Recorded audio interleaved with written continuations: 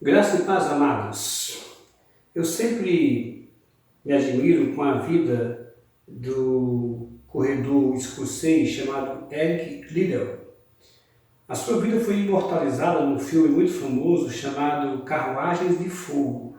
Eu creio que muita gente já assistiu esse filme e se você não assistiu, deveria assistir Carruagens de Fogo. Um clássico lá dos anos 80, se não me falha a memória, e ganhador de vários Oscars, e um filme que marcou assim a história do cinema. E esse filme tem muitas histórias, mas uma das que chama a atenção é do corredor escocês chamado Eric Liddell. Ele não só ganhou a medalha de ouro, como também ele foi missionário. Ele era filho de missionários e se tornou missionário também logo após a Olimpíada. E ele foi trabalhar na China, quando houve a chamada Revolução Cultural, quando o governo chinês se tornou comunista, aquela ascensão de Lenin, Trotsky, aquela ascensão lá daquele sistema, e ele foi morto. Infelizmente morreu jovem, coitado. E um grande homem de Deus, Eric Liddell. E no filme Carruagem de Fogo, além da história dele, conta-se também a história de outros grandes campeões. Ele é aquele que não quis correr no domingo, no dia do Senhor, e como não podia correr, não quis correr no dia do Senhor, ele correu uma prova que nem era dele e ainda assim ganhou a medalha de ouro. Deus honra, seus filhos. E Eric Liddell é o que nós chamamos de uma corrida pela vida. Uma pessoa temente a Deus, uma pessoa que dedicou sua vida ao Evangelho, que enfrentou lutas e dificuldades, enfrentou o mal de perto, sem recuar. É um vencedor neste mundo e um vencedor no mundo por vir. Ele é o que nós chamamos do cristão verdadeiramente mais do que vencedor, porque venceu em todas as áreas. E a vida dele é uma inspiração para muitos cristãos. Se você procurar depois ler quem foi Eric Liddell, você vai se inspirar em muita coisa que ele disse e fez. Mas nós estamos numa luta nesse momento. O mundo está numa luta. Uma luta para não ser contaminado, que é o primeiro passo. Se for contaminado por esse vírus que aí está, do coronavírus, o primeiro passo é não ser contaminado, uma luta.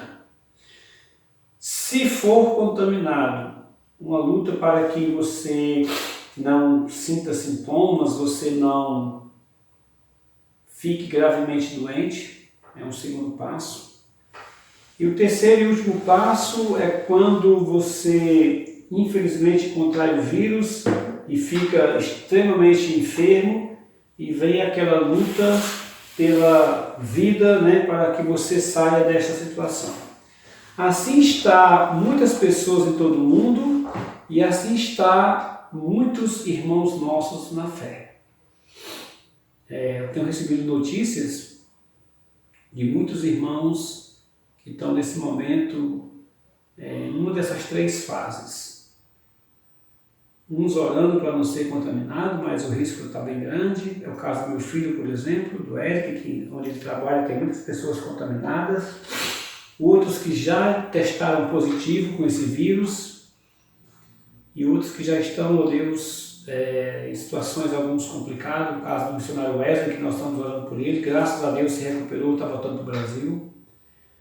E outras pessoas, Muitos dos nossos irmãos que tiveram que chegar no terceiro ponto, que foi a UTI, E nessas lutas da vida, não é só contra o corona, existem lutas de tantas maneiras, Nós estamos num país terceiro mundo, embora não se use mais esse nome, mas a verdade é que é um país terceiro mundo, desorganizado, corrupto, violento, pobre, para uns, miseráveis para outros, e bastante generoso para outros tantos ainda.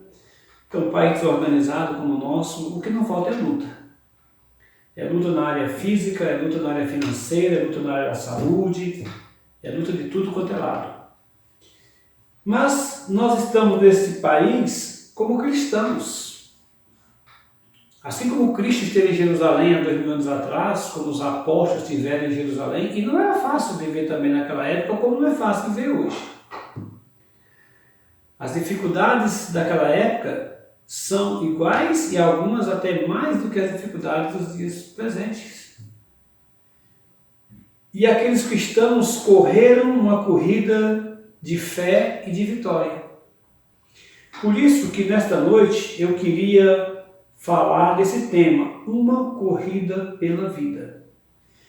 Pedir que você abra a sua Bíblia em Hebreus capítulo 12, do 1 a 2, apenas 2 versículos, Hebreus 12, de 1 a 2.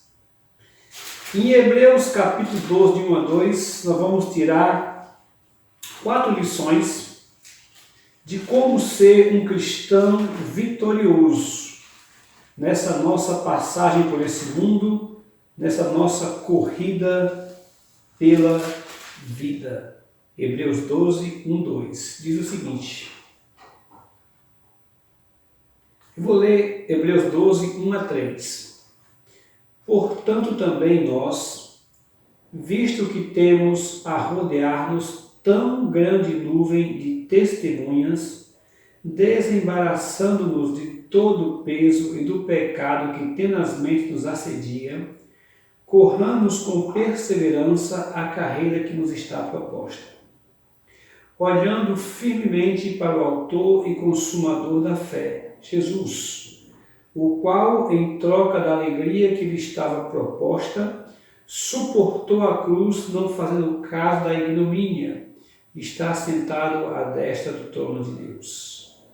Considerai, pois, atentamente aquele que suportou tamanha oposição dos pecadores contra si mesmo, para que não vos fastigueis, desmaiando em vossa alma. O cristão vencedor, ele tem atitudes que lhe garantem a vitória.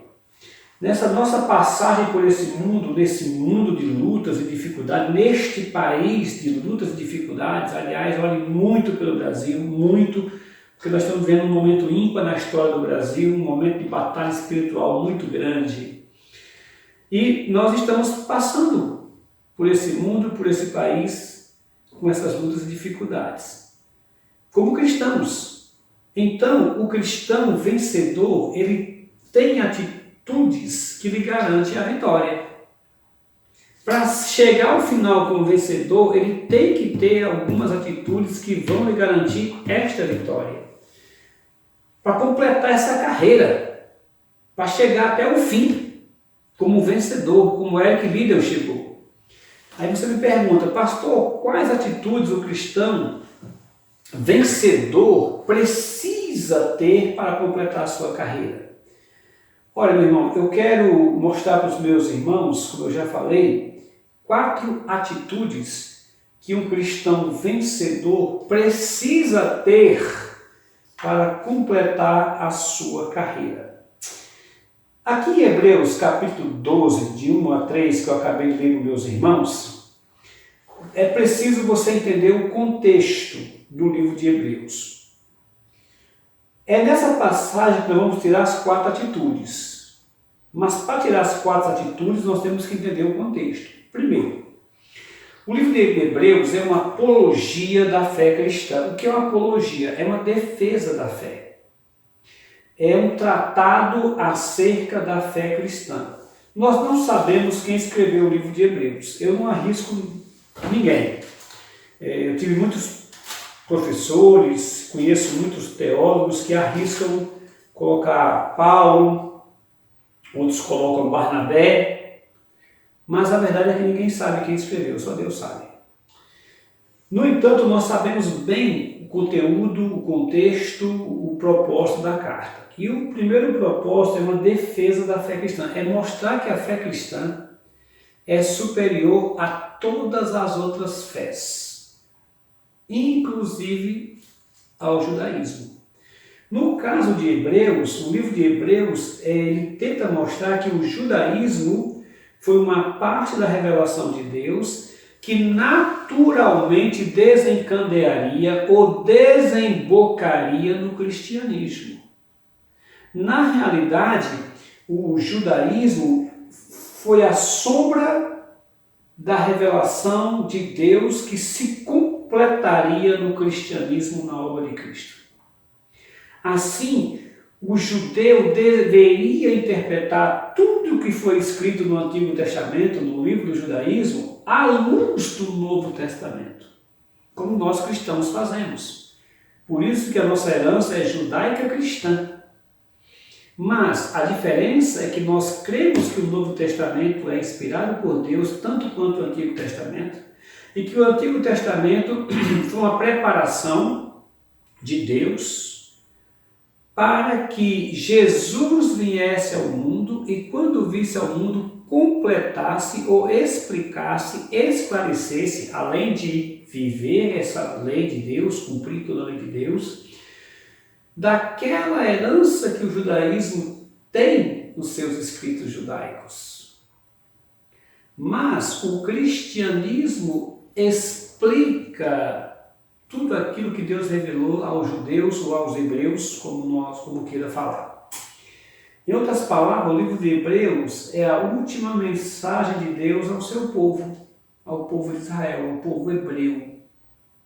É uma última tentativa de Deus de mostrar para eles que Jesus é o Messias e que o cristianismo explica o judaísmo, ou o Novo Testamento explica o Antigo Testamento. Se você olhar esse capítulo 12, ele é colocado logo após esse capítulo famoso chamado Os Heróis da Fé, capítulo 11, é claro, né? Capítulo 12 é colocado logo após o chamado Galeria da Fé, ou Hino da Fé, como alguns falam, no capítulo 11 de Hebreus, chamados Heróis da Fé. Então, o autor de Hebreus fala de todos os grandes heróis de Israel, de todos é exagero, né? Os grandes heróis de Israel. Mas quando chega no final, diz, todos eles andaram, correram, olhando para Cristo. Todos eles viveram essa vida de amor, de piedade, de devoção a Deus, olhando para o Messias que viria no futuro, para as promessas que Deus fez a eles, sendo que a promessa principal era o Messias. Pois bem, o Messias chegou. E todos eles correram olhando para ele. Todos eles são vencedores. Todos correram a corrida da salvação. Todos começaram e concluíram essa carreira. Todos são mais do que vencedor. Então ele fala de grandes heróis da fé. Noé, começa com Abel, né? Abel, Noé, Abraão, Moisés. Todos eles correram olhando para o Messias. Então o livro de Hebreus é a última mensagem de Deus ao seu povo, dizendo: os hebreus verdadeiros, aqueles tementes a Deus, correram olhando para Jesus. Começa no Éden, né? Com Abel, começa no Éden, esses heróis da fé. E termina até os dias do autor, que segundo ele mesmo, corre olhando para Cristo. Então ele mostra a história da salvação percorrendo toda a humanidade. O livro de Hebreus ele tem uma coisa interessante, é que ele tenta assim dizer para os judeus: olha, judeus, se vocês se orgulham de ter um sacerdócio que Deus deu, o sacerdócio levítico, Jesus é superior. Porque o sacerdócio dele é segundo a ordem de Melquisedeque, que não tem origem, não tem genealogia, não tem meio, não tem começo, não tem meio, não tem fim. Se você se orgulha do sacrifício do Cordeiro, Jesus é o Cordeiro perfeito. O sacrifício de Cristo é superior. Que ele é o próprio Cordeiro de Deus que tira o pecado do mundo, o Cordeiro perfeito. Olha, Hebreus, se vocês se orgulham da Páscoa, Jesus é a nossa Páscoa. Olha, se vocês se orgulham do descanso, Jesus é o nosso descanso. E por aí vai. Então ele mostra que Cristo é superior a tudo o que Deus revelou aos próprios hebreus no Antigo Testamento. Tudo aquilo que os hebreus se orgulhavam no Antigo Testamento era apenas uma sombra do que viria a ser no futuro com o advento de Jesus Cristo. Então, neste contexto dos heróis da fé, e neste contexto de Hebreus capítulo 12, em que ele faz um convite a nós, a mim e a você, nos dias de hoje, para sermos cristãos vencedores, é que nós vamos entender as 4 atitudes que nós devemos ter para sermos vencedores, como os heróis da fé tiveram, de Abel até os dias de hoje. Quais atitudes são essas? Primeira atitude. Veja bem, portanto, também nós, visto que temos a rodear-nos tão grande nuvem de testemunha, desembaraçando-nos de todo o peso e do pecado que tenazmente nos assedia, corramos com perseverança a carreira que nos está proposta. Então vamos lá. Vocês viram aqui a galeria dos heróis da fé. Todos correram e todos chegaram e todos venceram. Nós temos que fazer a mesma coisa. Nós temos até mais condições do que eles de correr e vencer, de passar por essa vida, de passar por essa corrida da vida e pela vida vencedor, porque eles correram olhando para o futuro. Eles não viram Jesus, não conheceram Jesus, não viram a promessa Emmanuel se cumprir. Nós vimos, nós sabemos que ele já veio. Eles correram olhando para frente, saudando as promessas lá na frente, sem sequer chegar a conhecê-las, chegar a vê-las, a participar delas. Nós estamos depois de muitas destas promessas. Muitas foram cumpridas em Cristo Jesus. Aliás, tem uma teologia que diz que Jesus cumpriu 680 e tantas promessas em Cristo Jesus, foram cumpridas no primeiro advento de Cristo Jesus. Então nós temos até mais vantagem do que ele. Então como é que nós vamos correr? O que foi que eles fizeram que nós temos que fazer para vencer a corrida da vida? Para sermos vencedores nessa nossa passagem? A primeira coisa que ele diz é desembaraçando-nos de todo peso. Desembaraçando-nos de todo peso. Ele vai tratar de 2 coisas, do peso e do pecado. Primeiro trata do peso, que é o primeiro ponto da pregação nossa aqui. Desembaraçando todo o peso. Depois nós tratamos o outro. Algumas coisas, irmãos, nos atrapalham de vivermos uma vida cristã autêntica, de corrermos uma vida cristã melhor. Não é uma questão de pecado em si. Pode se tornar pecado, mas muitas vezes não é nem pecado em si, mas é um peso. É um peso. Por exemplo, o peso do espírito de desânimo. Às vezes o desânimo, pelo desânimo em si não é pecado, mas o desânimo pode se tornar um pecado quando você permite que o desânimo seja maior do que a sua fé. Então eu vou repetir, o desânimo em si não é pecado. Em si não é pecado. Mas pode se tornar um pecado quando o desânimo inibe a tua fé, inibe a tua vontade de fazer as coisas de Deus ou para Deus, de buscar a Deus, de orar, de confiar.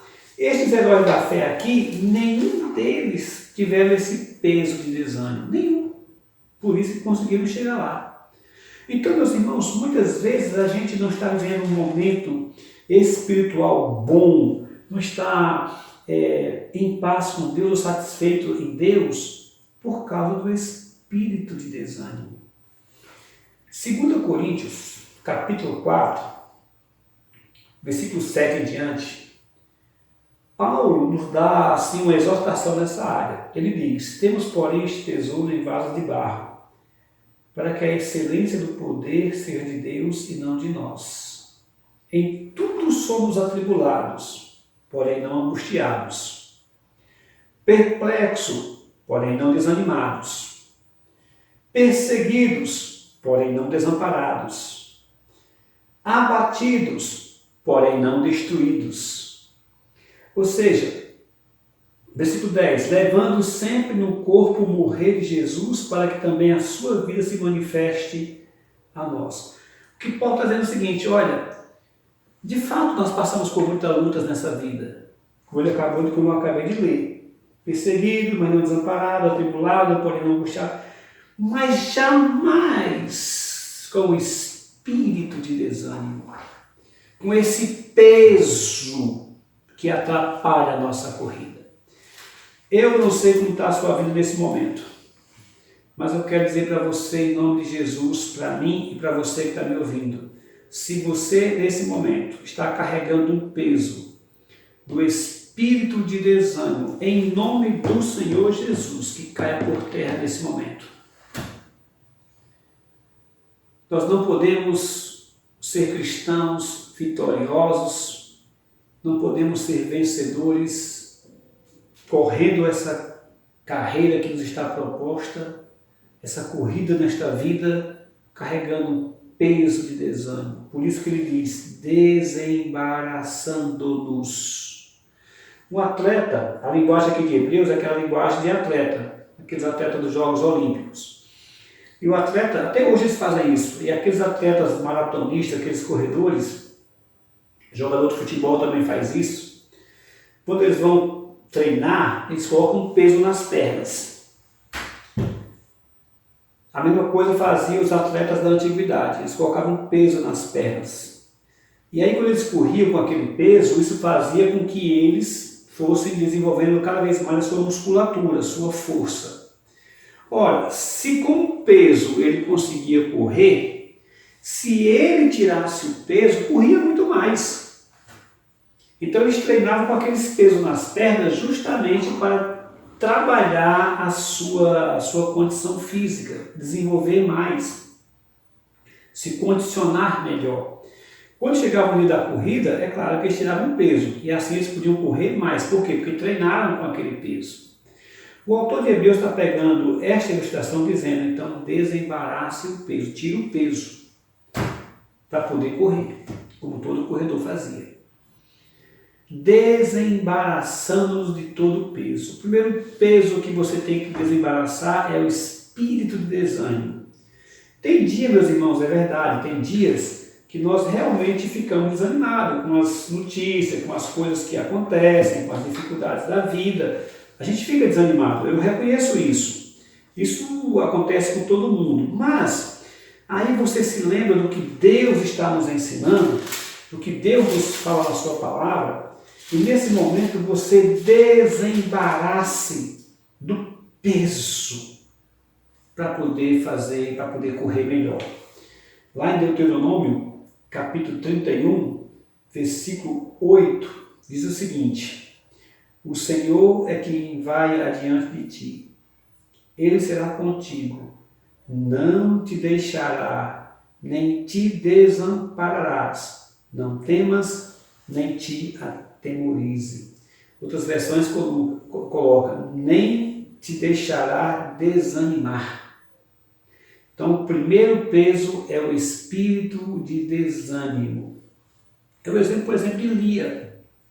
Lia foi uma das heroínas da fé que nunca deixou o desânimo dominar a sua vida. Já passou anos da sua vida sonhando em ter seu casamento restaurado com Jacó. Ela passou anos da sua vida sendo humilhada pela própria irmã, rejeitada. Diz o texto que Lia era preterida. E a versão original significa odiada, porque preterido em português tem esse sentido, mas não é tão claro assim, né? Preterido é a pessoa que pode ser rejeitada, deixada de lado, abandonada. Mas a palavra hebraica não é só que é deixada de lado, abandonada. A palavra hebraica vem com a conotação de ódio. Ou seja, era rejeitada, deixada de lado, porque era odiada. Odiada pela pessoa que ela mais amava, seu marido. E foram anos e anos e anos. E quando você vai ver a história de Lia, ela persevera, ela não desanima, luta pela sua família, luta pelo seu casamento, e ela termina os seus dias de vida vivendo com Jacó. Ela vive com ele mais de 37 anos. Olha, irmã, 37 anos ela consegue viver a felicidade que ela não teve durante tantos anos, mas consegue no final. A vitória de Lia é a vitória sobre o espírito de desânimo. Salmo 9, versículo 10 diz o seguinte: o Senhor é também alto refúgio para o oprimido, refúgio nas horas de tribulação. Em ti, pois, confiam os que conhecem o teu nome, porque tu, Senhor, não desamparas os que te buscam. Salmo 9, 10. O Senhor é alto refúgio para o oprimido, refúgio na hora da tribulação. Eu exemplo, por exemplo, Neemias. Neemias é outro exemplo de uma pessoa que não deixou se abater pelo espírito de desânimo. Olha, se você já leu o livro de Neemias e conhece o livro de Neemias, você vai saber o tanto que fizeram para que Neemias fosse desamparado, ficasse desanimado. O tanto que pelejaram para que Neemias desanimasse. Mas ele não permite o espírito de desânimo. Meu irmão, minha irmã, hoje nós vivemos os séculos das depressões. Século XX foi o século da depressão, o século XXI é o século pós-depressão, já é do suicídio, vamos colocar assim. Mas o povo é o povo que se abate e fica deprimido. Ainda mais num clima como esse que nós estamos vivendo de coronavírus, em que a mídia faz questão de colocar o terror, o medo em todas as pessoas. Nunca a esperança, só o terror e o medo. As pessoas ficam abatidas, as pessoas ficam desanimadas. E muitos cristãos estão assim. Em nome do Senhor Jesus, esta noite é a noite para nós dizermos não ao espírito de desânimo. É derrubar por terra nesta noite o espírito de desânimo. É o exemplo de Neemias que eu estou acabando de falar. Neemias, existe tanta coisa a Neemias para falar, que eu nem sei se eu conseguiria falar o tempo que eu tenho falar tudo, mas só para não passar em branco, eu gosto muito de Neemias quando as pessoas tentam desanimar de toda maneira e o espírito de desânimo é vencido em todas as tentativas. Neemias capítulo 2, versículo 17 diz o seguinte: então lhe disse: estás vendo a miséria em que estamos, Jerusalém assolada e as suas portas queimadas.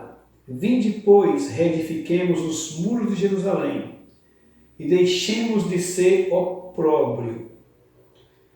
E lhes declarei como a boa mão do meu Deus estivera comigo e também as palavras que o rei me falara. Então disseram: disponhamo-nos e edifiquemo-nos, e fortaleceram as mãos para a boa obra. Porém, Sambalate, o Oronita, e Tobias, o servo amonita, e Gesem, o arábio, quando o souberam, zombaram de nós e nos desprezaram, e disseram: que é isso? Que fazeis? Quereis rebelar-vos contra o rei? Então lhe respondi: o Deus dos céus é quem vos dará bom êxito. Nos seus servos, nós seus servos, nos disporemos e reedificaremos. Vós, todavia, não tendes parte, nem direito, nem memorial em Jerusalém. Neemias vai ver o povo desanimado, ele reanima o povo. Na hora que ele reanima o povo, começa a oposição para desanimar, para colocar o espírito de desânimo.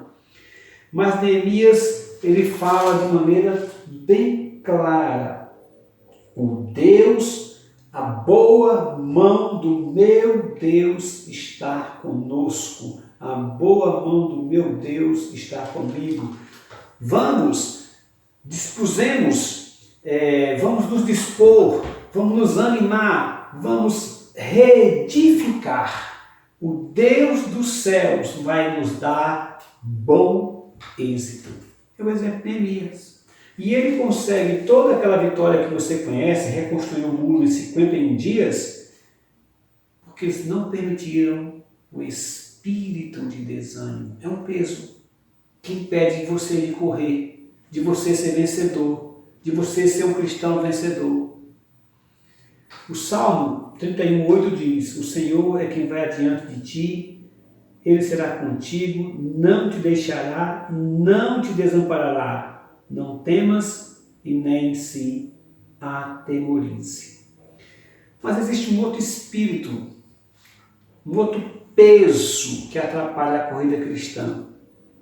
É o espírito de amargura. Olha, meus irmãos, eu já preguei em outro momento sobre amargura. Posso até voltar a pregar sobre amargura. Existem várias mensagens preparadas nessa área sobre amargura. Mas o peso da amargura atrapalha muito a fé cristã. Atrapalha muitos cristãos de correr uma boa corrida.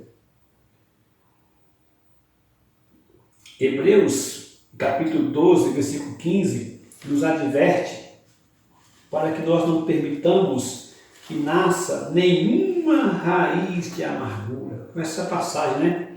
Lá em Hebreus, capítulo 12, em que ele diz: não permita que nenhuma raiz de amargura brotando vos contamine. Hebreus capítulo 12, não é versículo 5, é versículo 15. Hebreus 12, 15. Atentando diligentemente para que ninguém seja faltoso, separando da graça de Deus, nem haja alguma raiz de amargura. Então, o espírito de amargura é um peso. Jó 21, 25, do contrário, morre na amargura do seu coração, não havendo provado o bem. A amargura é uma das coisas que atrapalham a caminhada cristã. Às vezes, a amargura é responsável, sabe, por problemas psicológicos, problemas cardíacos, tanta amargura carregada dentro de si que causa problemas psíquicos, problemas físicos. Então, para ser um cristão vencedor, você tem que desembaraçar de todo o peso. O peso do espírito de desânimo, o peso do espírito de amargura. Como Hebreus está falando e como Jó também fala.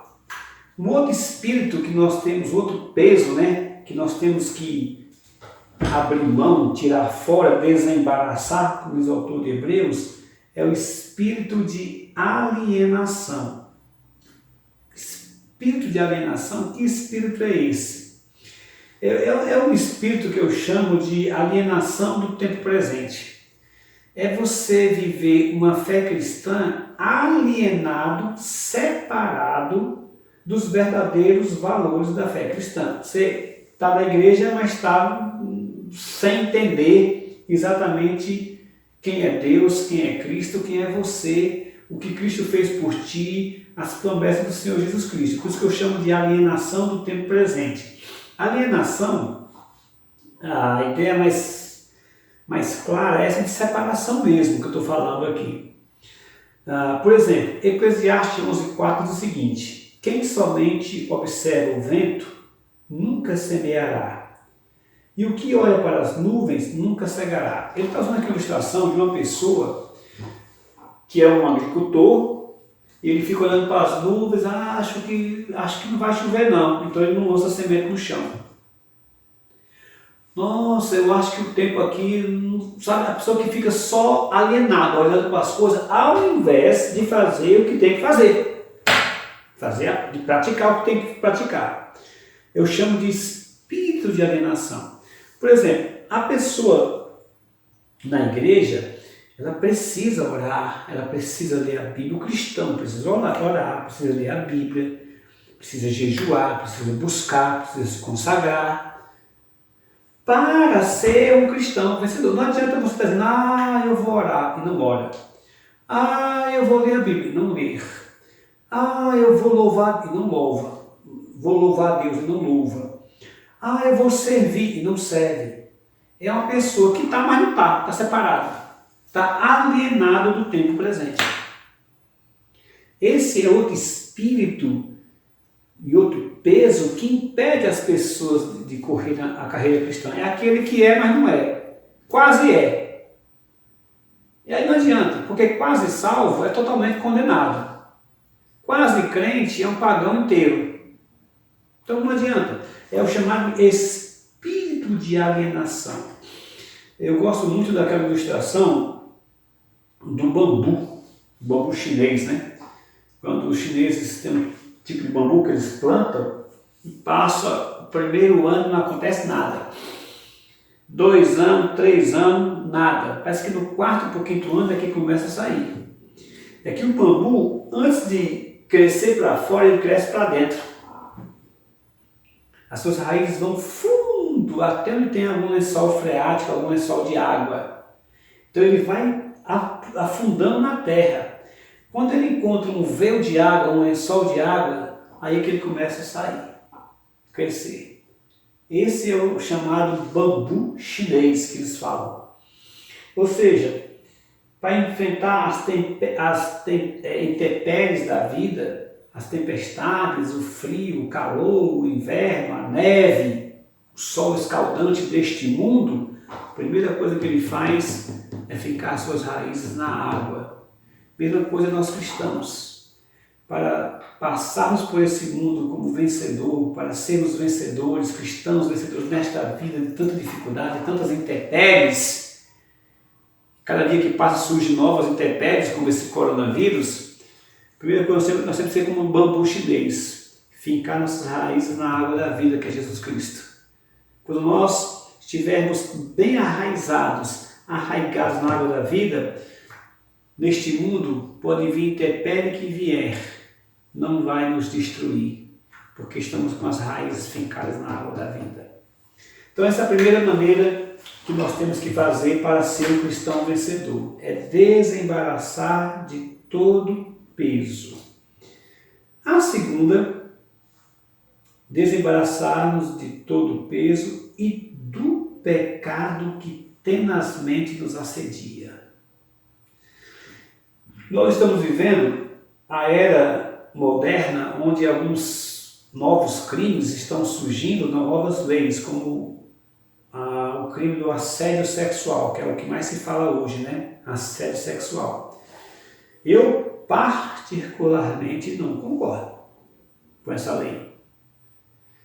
Eu sou contra a pessoa estar molestando, assediando pessoas quando a pessoa não quer. Sou contra a importunação, ainda mais nessa área, se é um homem casado, se é uma mulher casada. Porém, esta lei tem sido muito usada para acusar pessoas inocentes. A pessoa vai falar com alguém e a pessoa, olha, está me assediando. Então é uma lei meia, na minha opinião, meio complicada, sabe? Teria que ser bem mais detalhada, bem mais clara. Existe o erro, existe o pecado, mas como a lei é obscura, como quase tudo no Brasil, muitas vezes a pessoa pode ser acusada sem ter feito nada. Enfim, é um problema de toda lei, né? A lei nunca é perfeita, nenhuma lei engloba toda a vida. Mas ele está falando de uma coisa que com certeza nos assedia. Uma vez que é Deus falando, não tem erro. As leis humanas falham, mas as leis de Deus não falham. Ele diz, olha, desembaraçando de todo o peso do pecado que tenazmente nos assedia, que tenta colar em nós. O pecado nos assedia. Este é o assédio que deveria ser falado na televisão. Este é o assédio que deveria termos cuidado.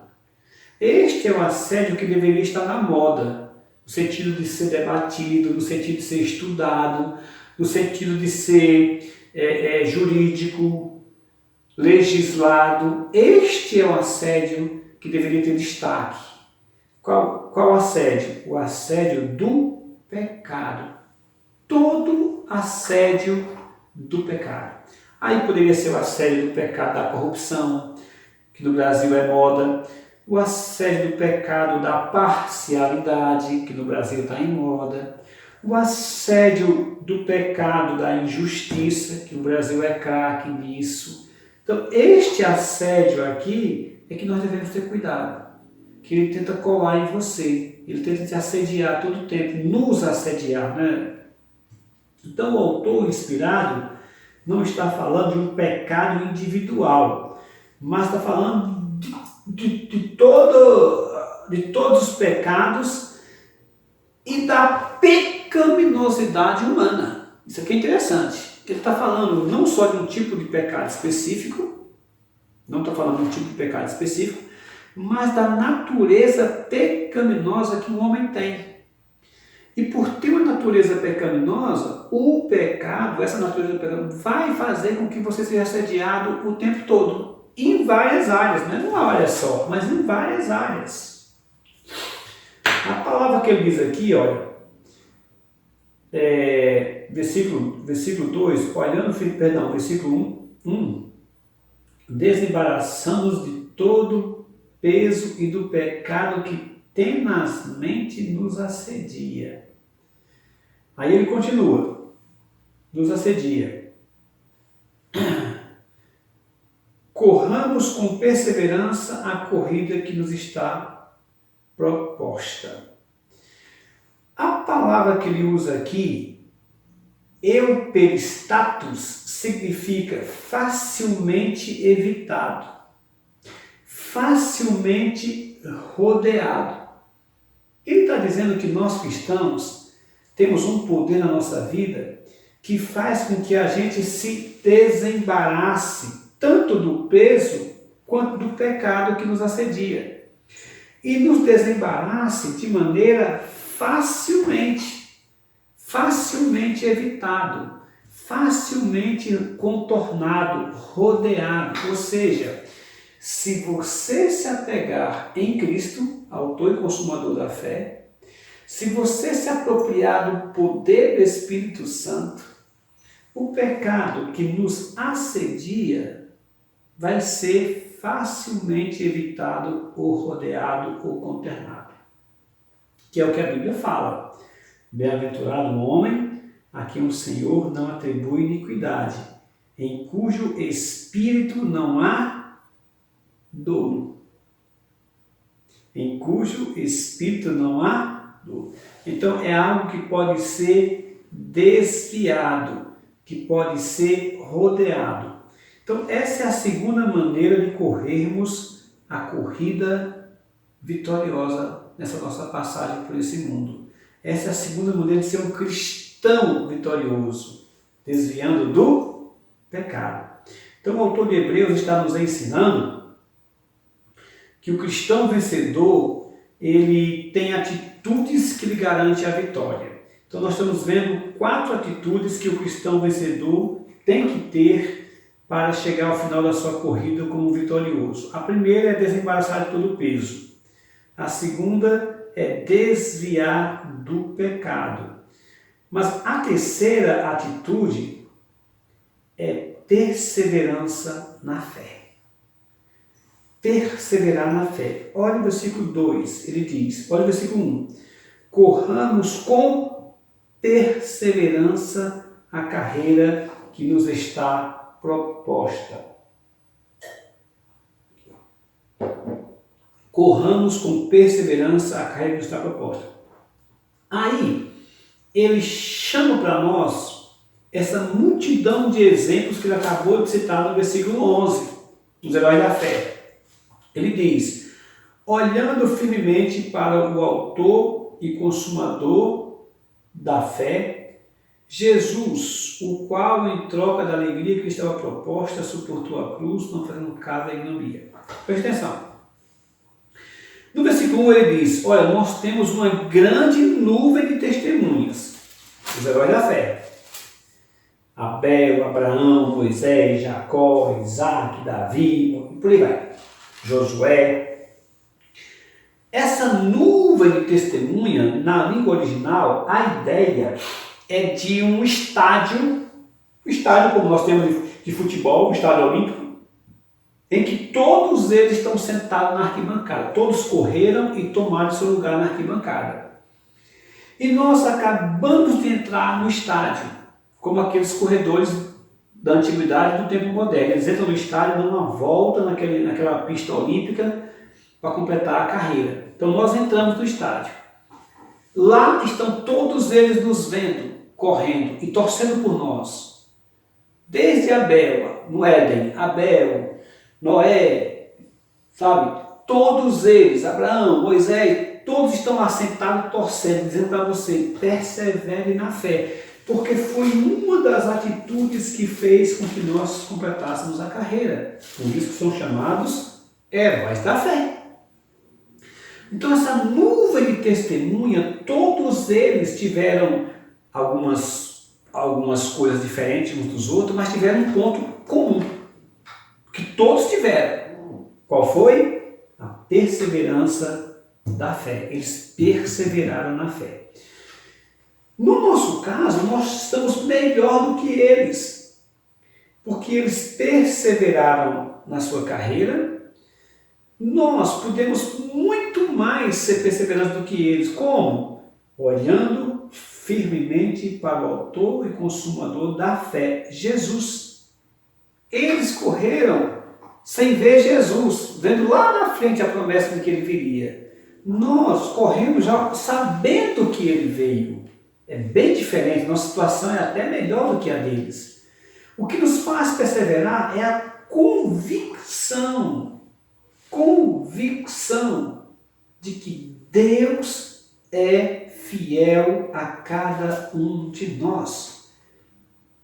Ele diz, olhando firmemente para o autor e consumador da fé, Jesus, o qual, em troca da alegria que lhe estava proposta, suportou a cruz, não foi no caso da ignomínia. Está sentado à destra do trono de Deus. Considerai, pois, atentamente aquele que suportou tamanha oposição dos pecadores contra si mesmo, para que não vos fastigueis desmaiando em vossa alma. Você não pode desmaiar, você não pode desanimar. Por quê? Porque Jesus, o nosso autor e nosso consumador, é o exemplo maior de perseverança na fé. Apocalipse 2,11 diz o seguinte: ser fiel até a morte, e dar-te-ei a coroa da vida. Ouça o que o Espírito diz às igrejas. O vencedor de nenhum modo sofrerá dano da segunda morte. Perseverança. O Eric Liddell, ele foi uma pessoa perseverante na sua fé e foi um grande campeão. Isso me lembra de outro grande campeão chamado Glenn Cunningham. Glenn Cunningham é outra história absurda de perseverança. Ele, quando era criança, ele estudava numa escola rural americana e ele era incumbido de ser um dos primeiros a chegar para acender o fogo na escola para aquecer a escola. Aqueles fogões que tem serpentina que você liga para poder aquecer a escola, principalmente, claro, no inverno, que o inverno americano é muito gelado, né? Vocês sabem disso. E o Glenn Cunningham, um dia, houve um acidente lá e a casa pegou fogo, a casa que ele morava. A escola pegou fogo e ele foi acidentado, ele ficou muito queimado. E os médicos disseram que ele não poderia mais andar. Glenn Cunningham. Estou lembrando do Eric Liddell, agora lembrei do Glenn Cunningham. E conta, meus irmãos, que quando ele ficou melhor, a mãe dele colocava ele numa cadeira de rodas, de frente assim para o quintal. Eles moravam na roça, no mato, né, na fazenda. E ele ficava lá olhando para a fazenda, olhando para os pássaros. E ele conta que um dia disse, olha, eu não aceito ficar nessa cadeira, eu vou andar. Ele começou se agarrando nas cercas de arame farpado. Veja, isso em 1911, se eu não me falha a memória, 1912, ele fazia exercício agarrado naquela cerca. Então a primeira coisa que ele fez foi sair da cadeira de rodas e ficar em pé agarrado na cerca. Pouco a pouco ele foi pelejando para aqueles seus primeiros passos.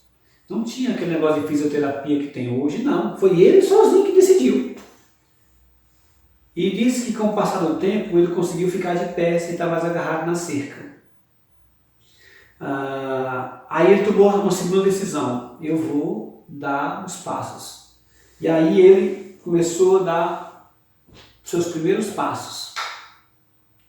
Mas ele não se conformou com isso. Eu vou agora andar mais longe, sem a ajuda de ninguém. E começou a andar. Começou com muletas, depois começou a andar sem as muletas. Depois ele decidiu correr.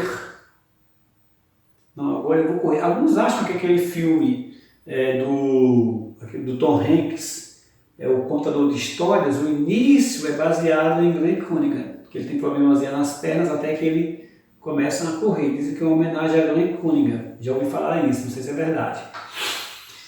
E ele então começou a correr. Então, para quem estava condenado a viver na cadeira de rodas, agora não só andava, mas corria. E para encerrar, ele é um dos grandes campeões americanos do atletismo. Não só ele foi campeão mundial de atletismo. Ele se tornou uma celebridade no mundo, né, dando palestras no mundo todo, motivacionais. O exemplo dele motivou muitas pessoas, muitas outras pessoas se motivaram ouvindo o Glenn Cunningham. Ele foi um grande campeão do atletismo americano. Isso, meus irmãos, é o que nós chamamos de perseverança na fé. Perseverança, ter fé, não desanimar. Voltando para o texto, a quarta e a última atitude, versículo 2: olhando firmemente para o autor e consumador da nossa fé, Jesus Cristo. O quarto ponto é olhar para Cristo.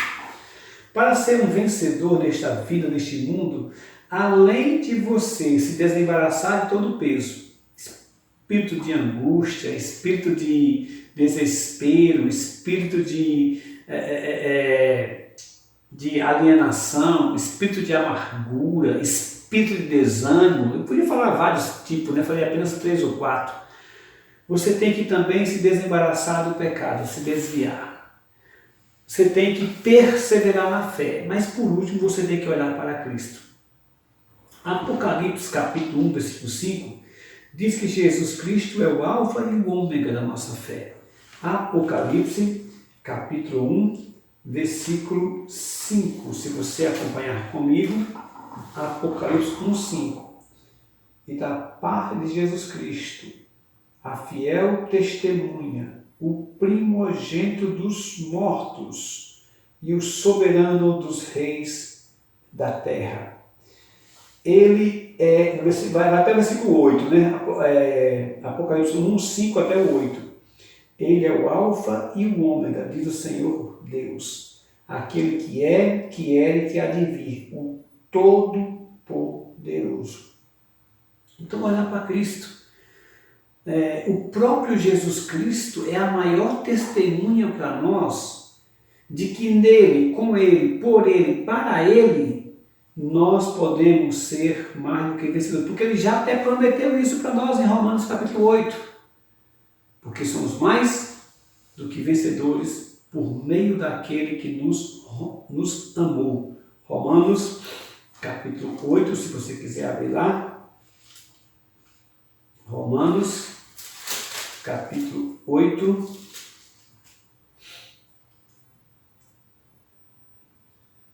versículo 37. Em todas estas coisas, porém, somos mais que vencedores por meio daquele que nos amou, Jesus Cristo. Ele está dizendo aqui em Hebreus capítulo 12, voltando para Hebreus, que o próprio Jesus é a nossa maior testemunha porque ele suportou a nossa cruz para que pudéssemos voltar para Deus. Ele suportou a nossa desgraça para que nós fôssemos agraciados. Ele suportou a morte para que nós tivéssemos a vida. Ele suportou a dor para que nós tivéssemos o bálsamo da cura. É isso que o autor de Hebreus está dizendo.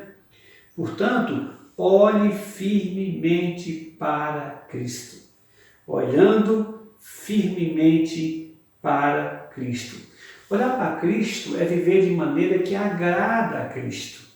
Olhar para Cristo é entender o que o seu último brado significa para nós. Está pago os teus pecados.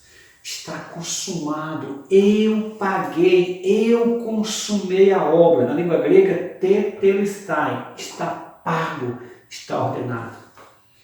Olhar para Cristo é entender algo extremamente importante. Tudo o que nós precisamos para vencer nessa vida e na vida eterna, que já está vencida por Cristo para nós. Mas nessa vida, o que eu preciso para vencer nessa vida, em Cristo Jesus eu tenho tudo o que preciso.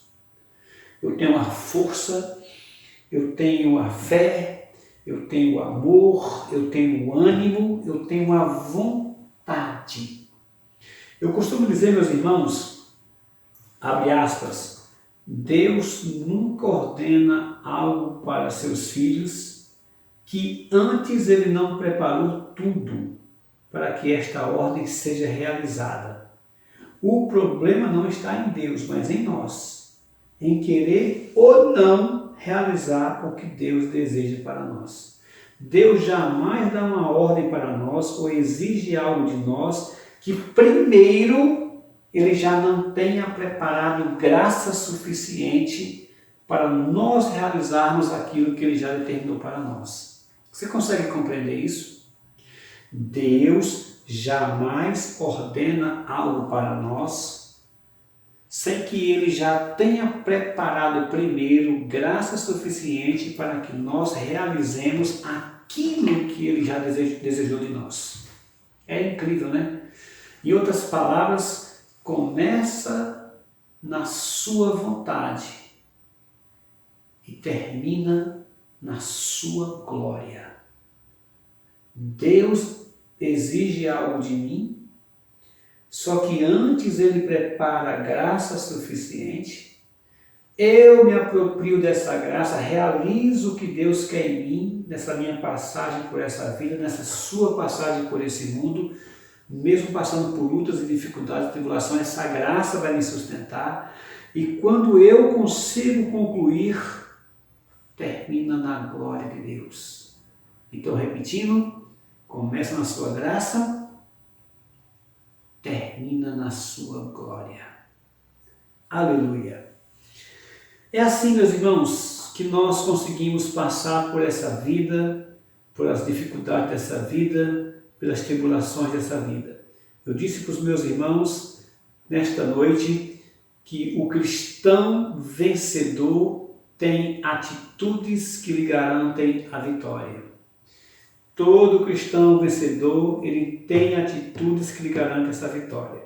Eu falei para os meus irmãos que eu iria mostrar 4 atitudes que um cristão vencedor tem que ter para completar sua carreira, para ser vitorioso deste mundo e no mundo por vir.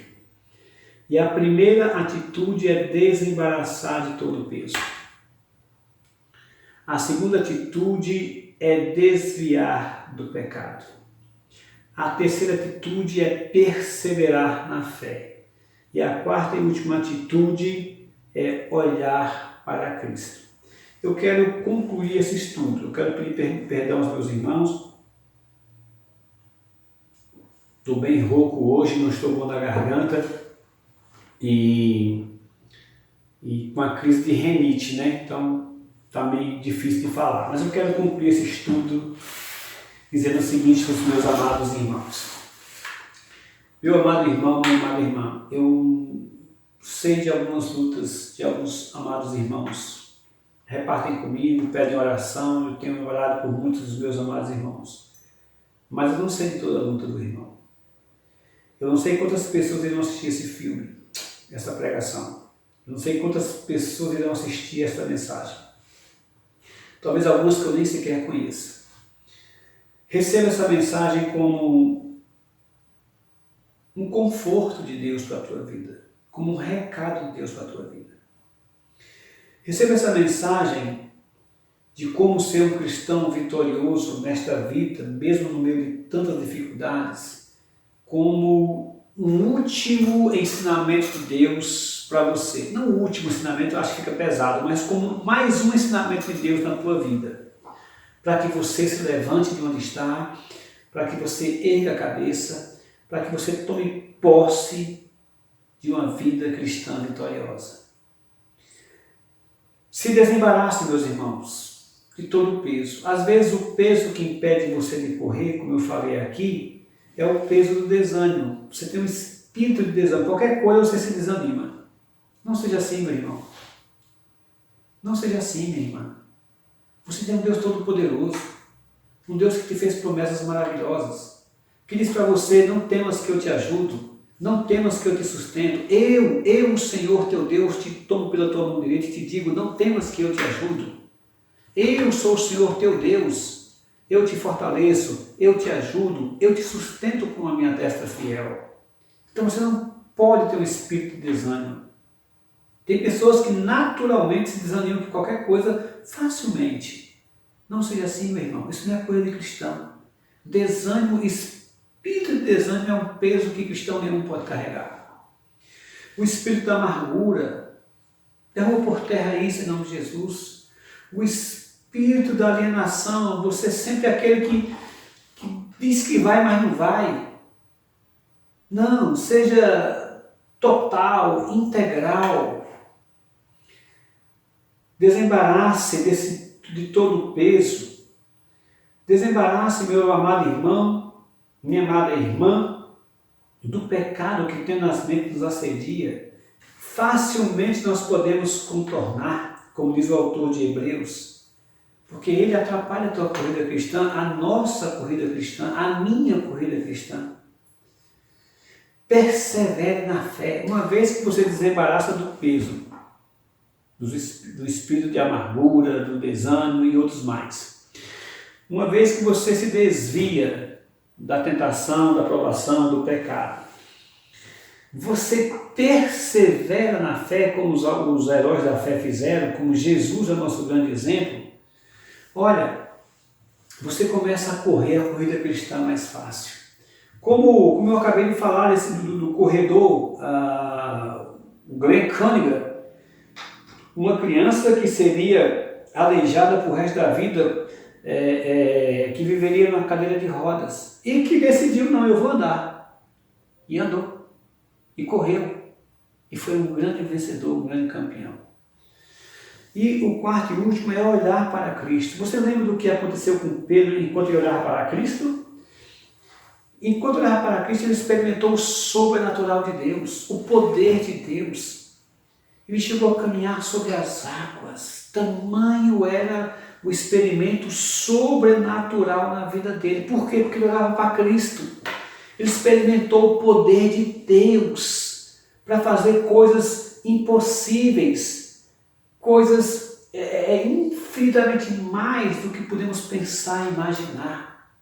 Enquanto olhava para Cristo, as tempestades literais da vida não abateram, não abalaram ele. Mas você lembra do que aconteceu quando ele tirou os olhos de Cristo? Ele afundou.